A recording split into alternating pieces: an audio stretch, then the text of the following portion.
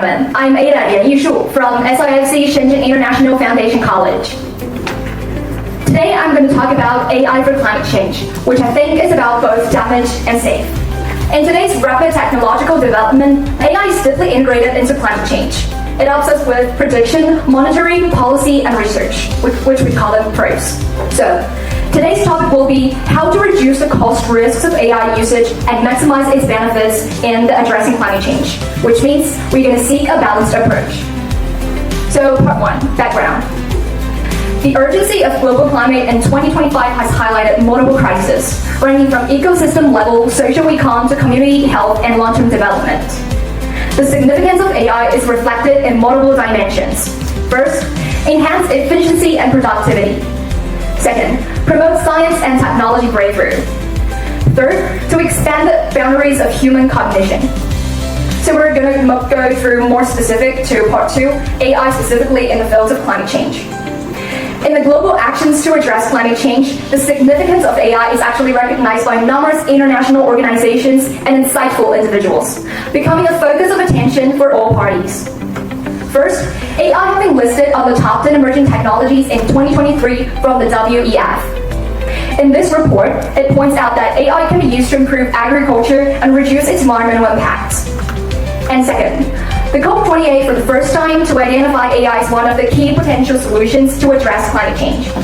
Artificial intelligence, with its powerful data processing capabilities, learning ability, and predictive power, is playing an essential role in addressing climate change. We're going to go through to part 3, about the negative impacts of AI. To begin with, let's talk about the invisible carbon emissions. Today, the carbon footprint of AI is expanding at an astonishing rate. Stanford University's 2023 research data shows that training a GPT-3 level large language model in a single session generates as much as 284 tons of carbon dioxide emissions. It is actually equivalent to the total emissions of 5 fuel-powered cars throughout their entire life cycle. So, while we're applauding for the advancement of AI, have you ever considered about it's actually depleting the future of the Earth? Second, the monopoly of AI tech. The current AI field presents a highly centralized patterns. According to American GMI, most of the global founds of AI models have flowed to the leading enterprises in the United States, China, and European Union. This toll has made it difficult for developing countries. Although the local government is active, but due to the lack of algorithmic capabilities, it has to pay over $10 million every year to the highly enterprises in other countries. So, if we found the questions and the problems, we need to find a balanced approach. First, use lightweight models.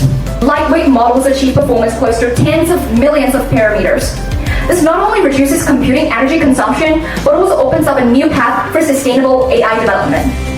Second, the green energy supply AI. Only by consuming green electricity can ensure the low carbon development of AI.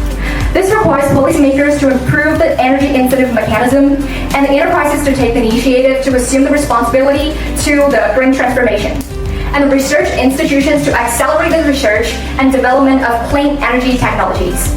And also, each of us need to pay attention on the carbon footprint of AI industry. By making public the framework, the model structure, and the core code, developers of all sizes can obtain advanced AI technology at a low cost, and then explore applications in a wider range of fields. Anyway, regardless of the pros and cons of applying AI to the climate region, there will still be a balance. Yeah, that's for today. Thank you.